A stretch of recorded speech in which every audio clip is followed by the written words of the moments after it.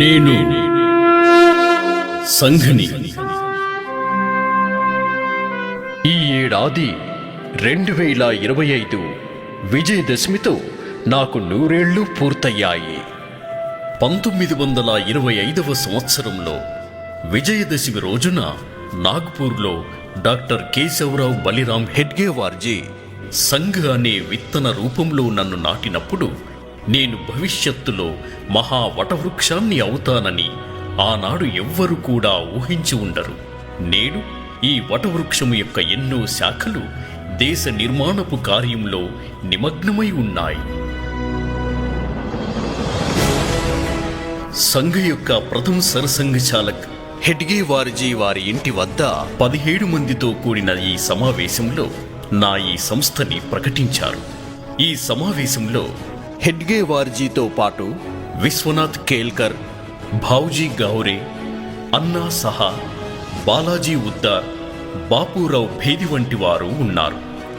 నాకు ఏం పేరు పెట్టాలో, నేను చేయాల్సిన పని ఏమిటో కాలంతో పాటు నెమ్మదిగా నిర్ణయం జరుగుతూ పోయింది. ఆ రోజుల్లో కేవలం హిందువులని ఏకం చేయాలన్నదే ఒక్కటే ఆశయం.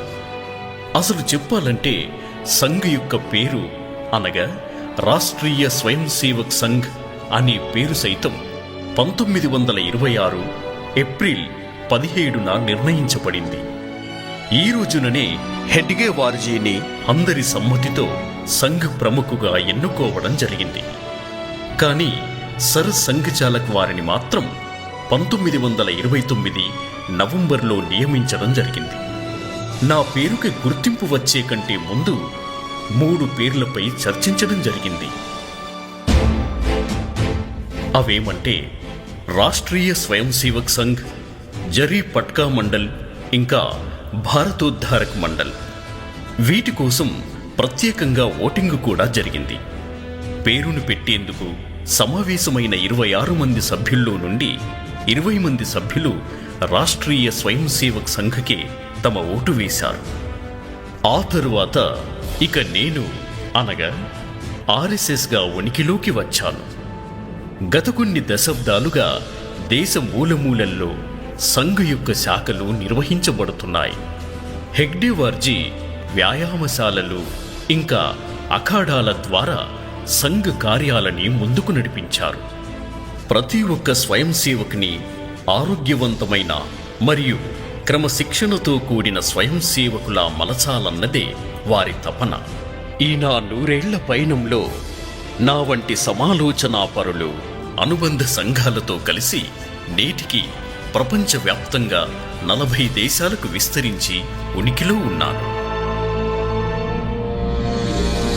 కానీ ఈ నా పయనం అంత తేలికగా ఏమీ సాగలేదు. నాపై ఎన్నో ఆరోపణలు, విమర్శలు కూడా చేశారు. అంతెందుకు కొన్నిసార్లు నన్ను నిషేధించారు కూడా. ఇలాంటి సమయంలో స్వయం సేవకుల పట్ల అమానుషంగా ప్రవర్తించిన సందర్భాలు ఉన్నాయి. అయినా గాని మేము విరవలేదు. ఎందుకంటే మా లక్ష్యమే మాకు ముఖ్యం కాబట్టి. మేమంతా కూడా ఈ విషమ పరిస్థితుల్లో సమంగా ముందుకు కదులుతూ పోయాం. ఎందుకంటే మా లక్ష్యం చాలా పెద్దది కాబట్టి. సంఘకి వ్యతిరేకంగా కొందరు దుష్ప్రచారం చేసినా కూడా సమాజంలోని ఓ పెద్ద వర్గం వాళ్ళు సంఘ్ యొక్క సేవాభావాన్ని గమనిస్తూనే ఉన్నారు.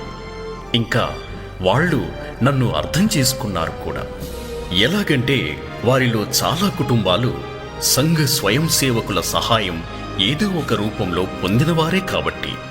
అందుకే వాళ్లలో కూడా చాలామంది శాశ్వతంగా సంఘ్ పరివారులో ఒక భాగమయ్యారు.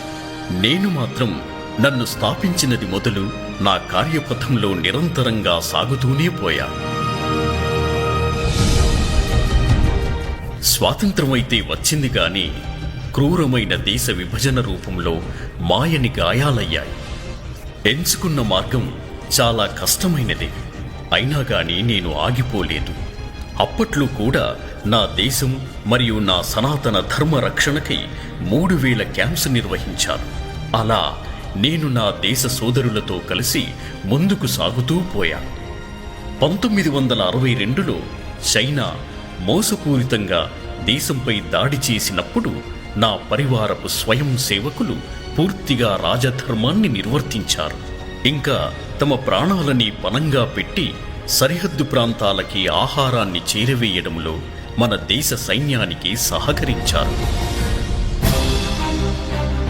దీనికి ప్రభావితులైన అప్పటి ప్రధానమంత్రి నెహ్రూ 1963లో గణతంత్ర దినోత్సవ పరేడ్లో సంఘ్ని ఆహ్వానించారు.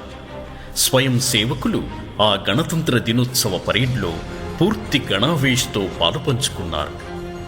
ఇంకా దేశం పట్ల వారికి గల అకుంఠిత దీక్ష మరియు నిరాడంబరతని ఈ దేశానికి చాటి చెప్పారు. ఆ తర్వాత 1965లో పాకిస్తాన్తో యుద్ధం జరుగుతున్న సమయంలో కూడా స్వయం సేవకులు ఎంతో మహత్కరమైన బాధ్యతని భుజానికెత్తుకున్నారు. ఇలా ఎన్నో విమర్శలు, ఎన్నెన్నో అడ్డంకులను ఎదుర్కొంటూనే సంఘటన పథంలో ముందుకు సాగుతూనే పోయింది. ఎలాంటి ఆపదైనా, యుద్ధమైనా నా నిబద్ధత భారత్కి సమర్పితం. ఆనాడు 25 మంది స్వయం సేవకులతో మొదలైన సంఘ్ ఈనాడు విశాలమైన సంఘటనంగా రూపుదాల్చి ఎలాంటి స్వార్థం లేకుండా మనసా వాచా కర్మన రేయింబవళ్ళు దేశసేవ, మానవ సేవలో స్వయం సేవకులు ఎల్లప్పుడూ కంకణబద్ధులై ఉంటున్నారు. నమస్తే సదా వత్సలే మాతృభూమి.